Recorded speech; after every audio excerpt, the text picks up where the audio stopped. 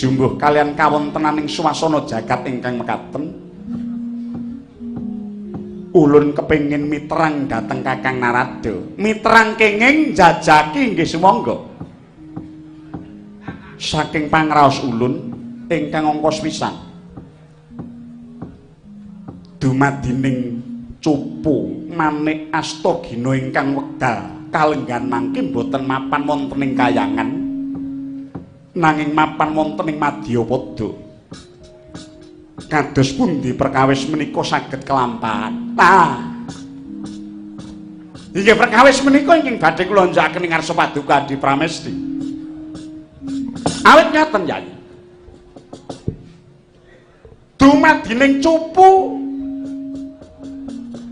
dumadining cupu ingkang wonten ing kadewan ingkang winastan cupu Manik Astagina kala wau rikala semanten babaring lelampahan nalika jaman Bathara Wisnu Krama inggih nalika jaman ngayunaken Betari Pertiwi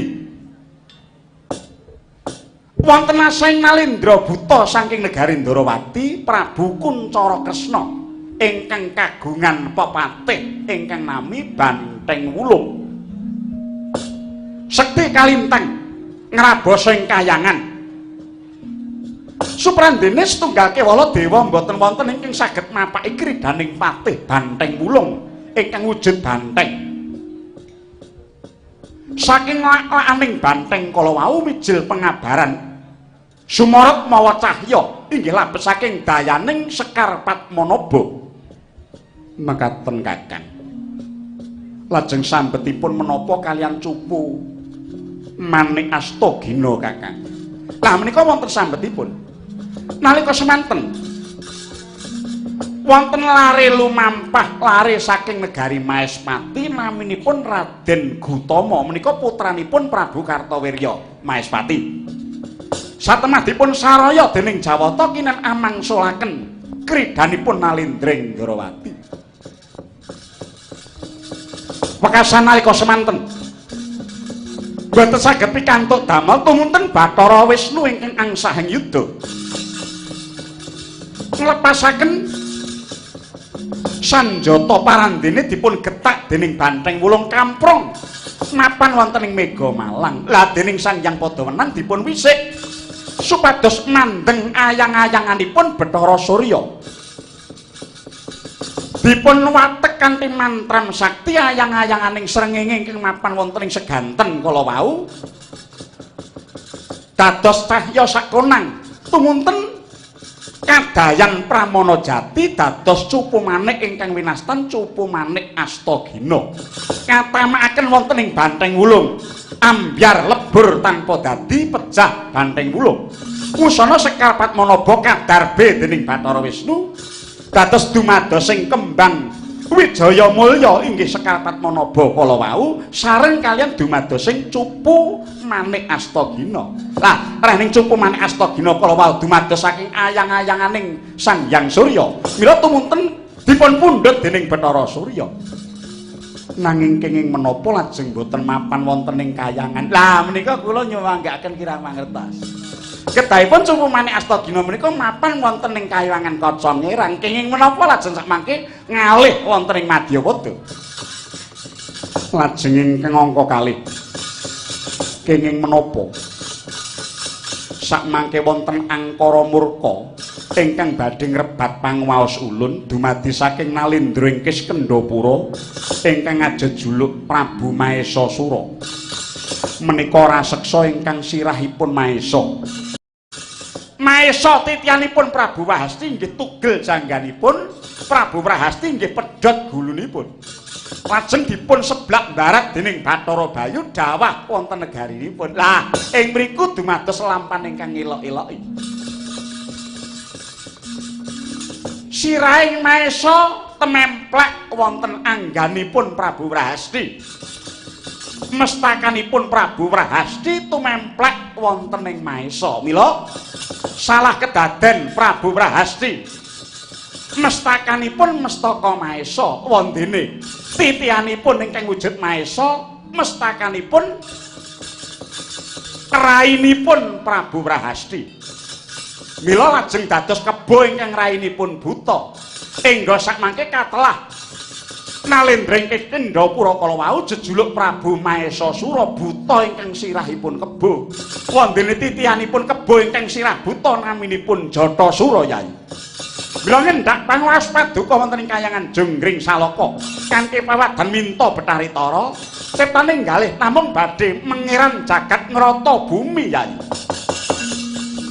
Dewa-dewa sugata marang kang sureng prang mudane arum-arum ngendan wing ngawiyat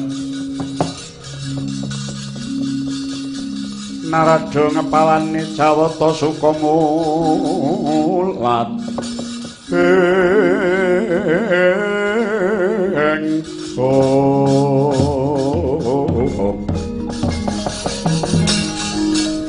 ing palagan kayungyun yutaning mrereksasa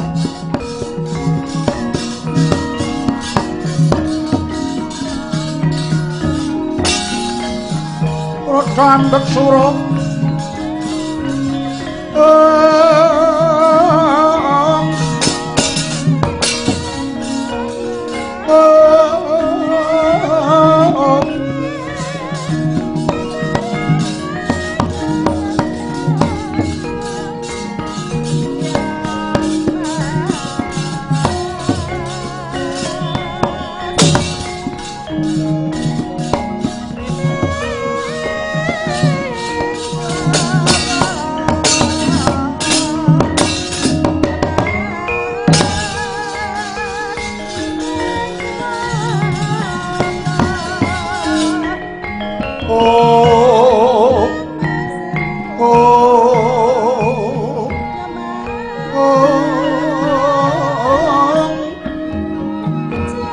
Sinupsmaya winanggaing asepi sinimpen telenging kapupambukaning marana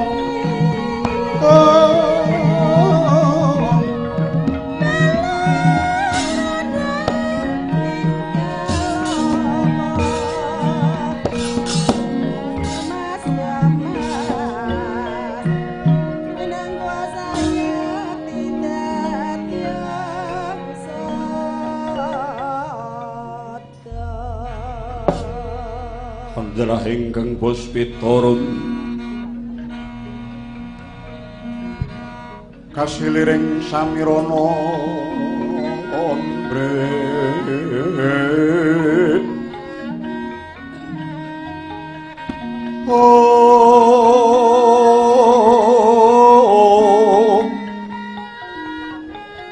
sekarang kadon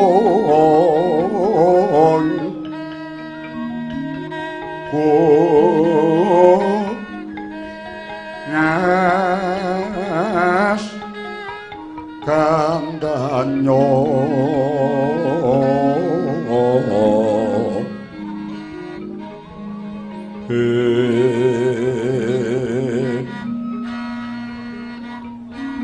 maweh raras renaning driya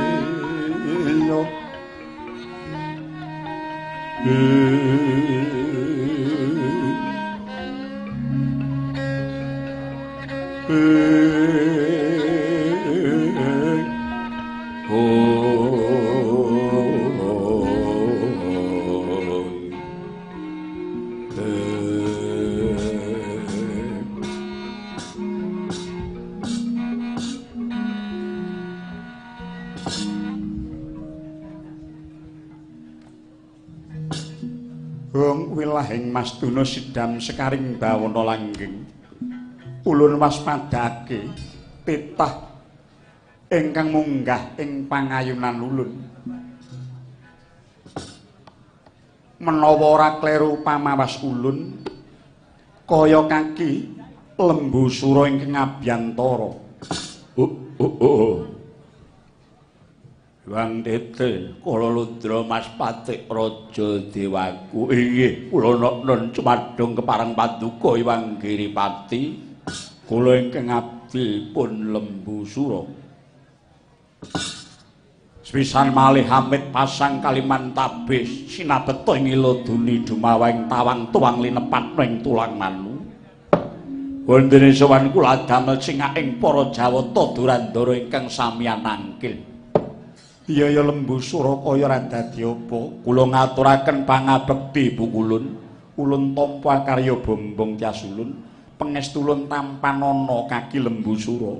Kula nuwun inggih kapundhika jimat paripe. Apa karyanira munggah ing guru loka kenging menapa paduka pukulun tatanya ingkang mekaten mestenipun paduka sampun wuninga greget osik ing manah kula awit rikala semanten kula sampun ngaturaken punangkin taka kunjuk ngarsa paduka pukulun menggah wigatos sing karsa mboten wonten sanes kejawung anuruti derenging raos sesembahan inggih Ratu Gusti kula ing Kendhapura ingkang ajejuluk Prabu Mahesa suranggenipun kepengin lan kumacelu ngebun-bun enjang anjet jawah sonten kepengin garwa widodaring Suralaya ingkang awawangi Betari Tara inggih Dewi Antara Kasih namung nyatanipun ngantos cumengklung ngenanggen kula ngentosi wonten sukuning Jamur Dipa. Kadidene ngentosi sileming palwa gabus kumambanging sela Kresna saking dasaring seganten. Menapa tetela paduka menika nglincati dhateng sabda menapa pancen paduka jarak perkawis. Kula dados duta sampun dipun kanteni purba mewah wasisa. Menawi kula wangsul dhateng negari Kendhapura boten nderekaken pukulun Bathari Antara Kasih inggih Betari Tara minangka dados jatuh kramanipun Ratu Gusti kula. Ing alun-alun negari Kendhapura sampun dipun pasangi dadung kangge gantung gulu kula. Mula saking menika Dhuh Kulun sowan kula ing rikalenggan mangkin namung nanjihaken perkawis menika. Kula sampun dipun paringi purba wasesa menawi para dewa ngekahi Dewi Tara. Najan to bebasan jagang ingkang jero beteng ingkang kandel. Gegamano gluduk miwah Gundala Sewu kula mboten badhe mundur saking geguntur. Caca mentap lir kinatap Dukaya ayah sinipi jojoban mawingo-wingo Medhot patoning lati netra kocak ngundarandir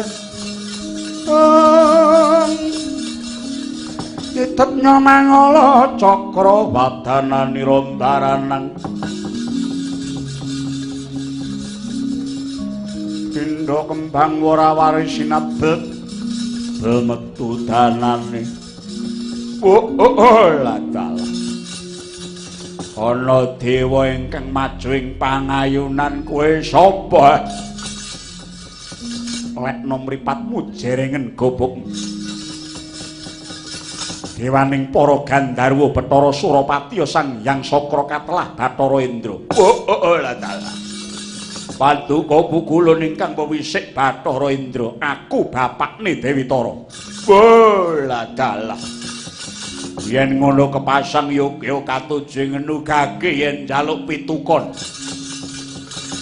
Raja Brana Picis apa wae yen perlu saisining negara Kendhapura bakal tak aturake.